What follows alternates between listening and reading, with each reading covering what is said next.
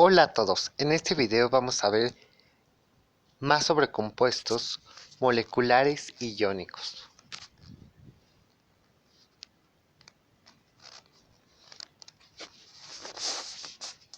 Para empezar, definamos qué es una molécula.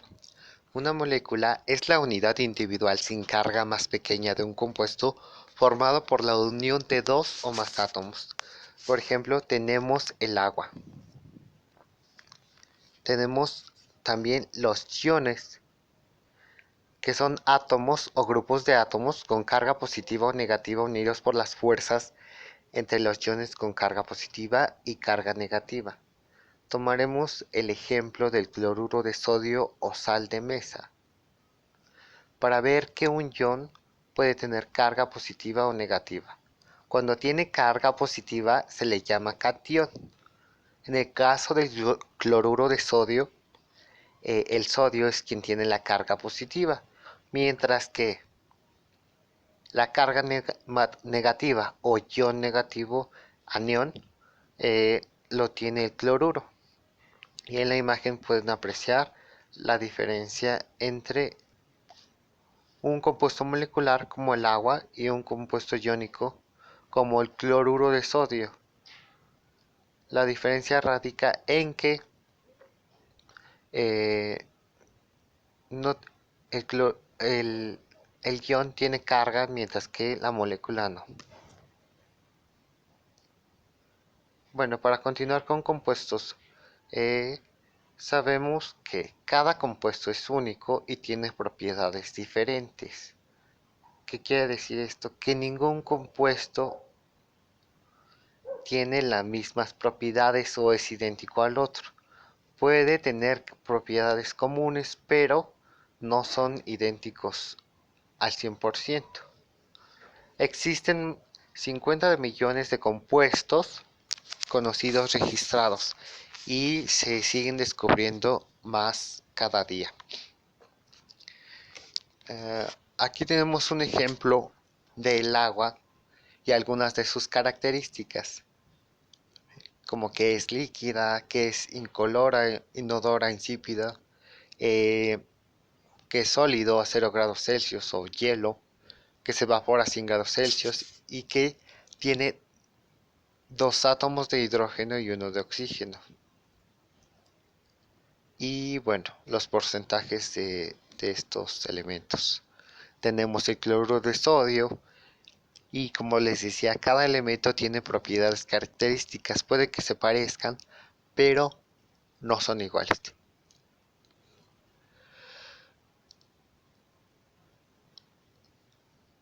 Ahora bien, la escritura de fórmulas de los compuestos. ¿Cómo se escriben las fórmulas de los compuestos?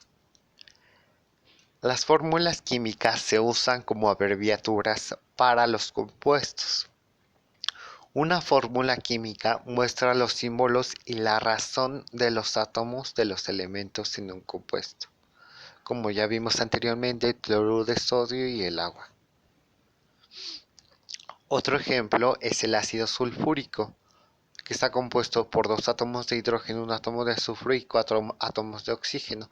Podría representarse como HHS y 4 O mayúscula de oxígeno o H2SO4 y se lee así H2SO4, donde 2 y 4 son subíndices.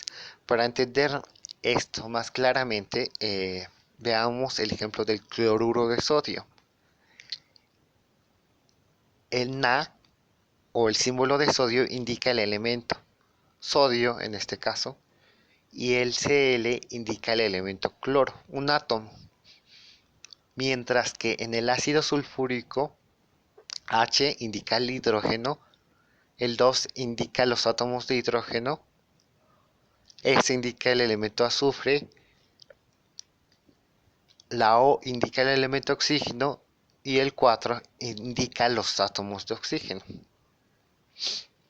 Otro ejemplo es el nitrato de calcio, donde indica que este está compuesto por un átomo de calcio y que el nitrato o el grupo nitrato de un compuesto está formado por nitrógeno y 3 átomos de oxígeno.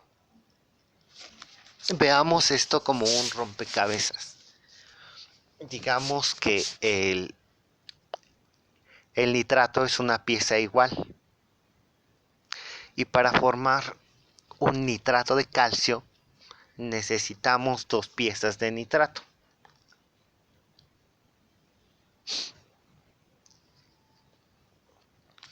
Las características de las fórmulas químicas son las siguientes. La fórmula de un compuesto contiene los símbolos de todos los elementos que lo forman. Cuando la fórmula contiene un átomo de un elemento, el símbolo de este elemento representa un átomo. El número 1 no se usa como subíndice para indicar un átomo de un elemento. Cuando la fórmula contiene más de un átomo de un elemento, el número de átomos se indica por un subíndice escrito a la derecha del símbolo de ese átomo. Por ejemplo, el 2 en H2O indica 2 átomos de hidrógeno en la fórmula.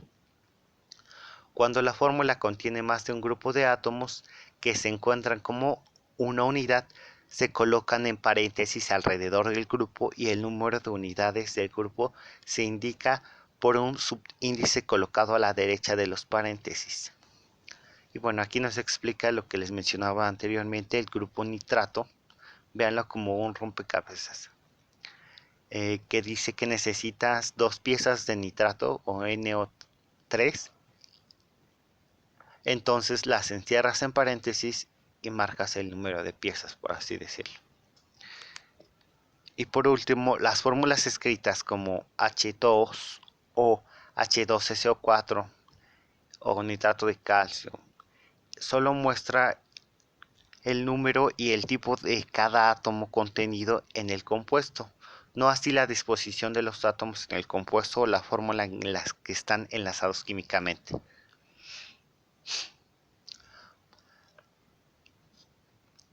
Ahora bien, veremos la composición de los compuestos. Un compuesto tiene los mismos elementos en las mismas proporciones en masa. Sin embargo, cuando estas proporciones cambian, ya no tenemos elementos iguales, sino que son diferentes.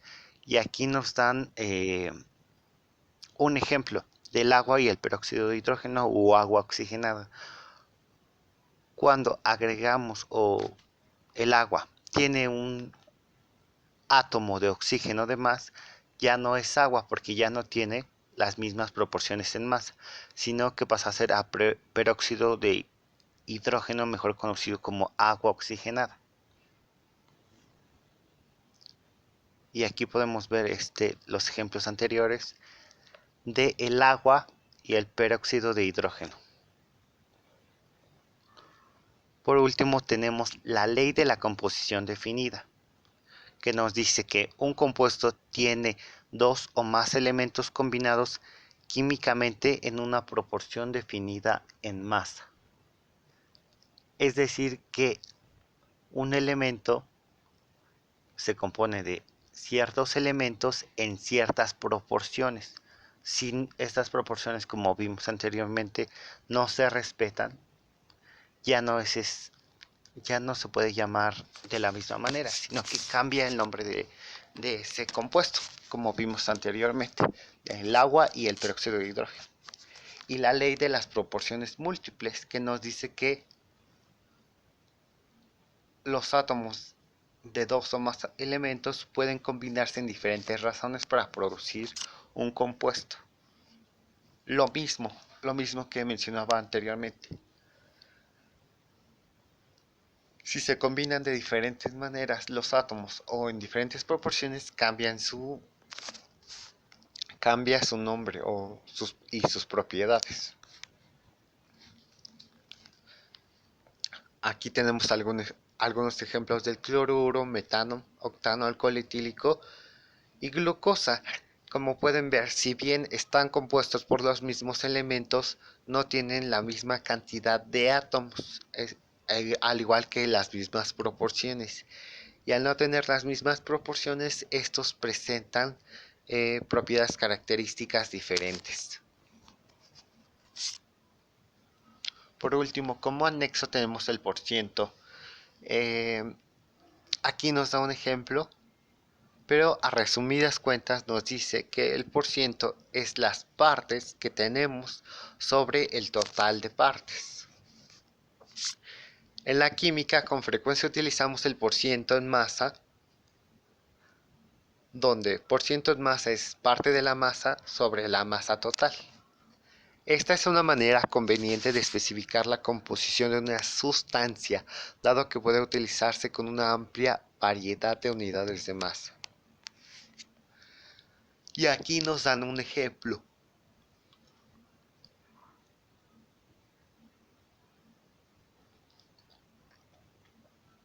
Sobre un experimento. Y al final nos preguntan, ¿cuál es el porciento de flores rojas producidas en este experimento? Pues como vimos anteriormente, necesitamos la parte de la cantidad entre la cantidad total por 100. Sabemos que solo tenemos 28 flores rojas y el número total de flores es 81. Esto multiplicado por 100 nos da que el 35% de las flores son rojas. Y aquí tenemos un ejemplo de química. Una muestra de oxígeno de níquel está compuesta por 7 gramos de níquel y 3.82 gramos de oxígeno. Calcule el porciento de níquel y de oxígeno en el óxido. Solución.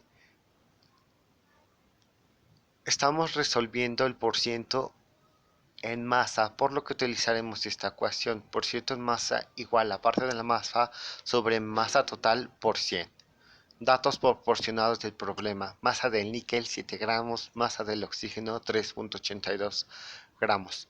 Masa total 10.82 gramos. Al sustituir obtenemos que la masa del níquel 7 gramos sobre la masa total por 100 nos da un 64.7% de níquel. La masa del oxígeno sobre la masa total nos da el 35.3% de oxígeno. Y bueno, esto sería todo. Espero que no hayan tenido alguna duda. En ese caso, si la tienen, pueden enviarme un correo o contactarme vía WhatsApp.